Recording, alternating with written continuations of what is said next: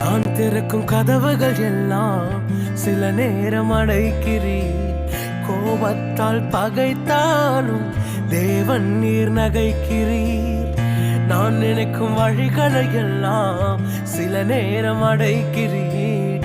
கண்ணீரால் புலம்பினாலும் என்னை நீர் அணைக்கிறீர். அடைத்ததின் காரணம் கூட நான் கற்றுக்கொண்டேன்.